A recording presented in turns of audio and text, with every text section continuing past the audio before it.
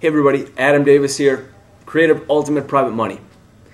Now today I want to talk about who your investor is, meaning who's your target investor. Well, what prompts this question is something that I teach that I think is very revolutionary for the entire industry when it comes to getting financing for real estate deals. And that's looking at financing and private money as a marketing process and not as a financing process. I know that sounds very nuanced or just a matter of semantics, but they're polar opposite ends of the spectrum. You see, when you see it as a financing process, it's filling out an application, making sure all the numbers line up and that the collateral is there, because that's what banks care about and that's what hard money lenders care about. But a lot of times that's not what private investors care about. We'll get to more on that later. Now that we know that private money is a marketing process, it's not a financing process, we need to put our opportunity in front of investors that are our ideal target investors. Well, who is that person? If you are going to sell Coca-Cola, who would you be our ideal customer for it? It wouldn't be everybody. There would be certain people, such as maybe diabetics or maybe people of a certain age, that wouldn't respond well to that advertising. Or if you had a widget, for that matter, that solved a problem for a certain group of people, but it didn't apply to another group of people. Same thing with private money. Assuming that your private money investment is for everybody is wrong. First of all, okay, it's not right for everybody because they're not right for you and you're not right for them, so there may not be a match there. To make that matching process just a little bit better, which can mean the difference between $100,000 in private money and $1 million or more in private money, is to make sure that the following three criteria are present at all times when you're marketing private money and working with potential investors. They have to be A, ready, B, willing, and C, able to place funds with you at the time that you first start talking with them.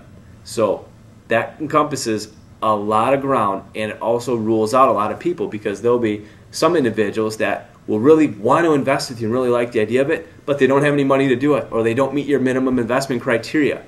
Some people may have the money to invest with you, they may have the inclination to do it, but the timing is not right for them in their life right now. They've got some needs coming up, kids going off to college, grandkids need money.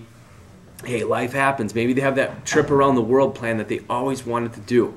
So you have to make sure that those three things are always in place, and that's who you want to put your investment opportunity in front of. So stop wasting your time going out to random places on the internet and posting your investment opportunity there and just hoping that somebody's going to contact you with that with money, or being disappointed when they don't.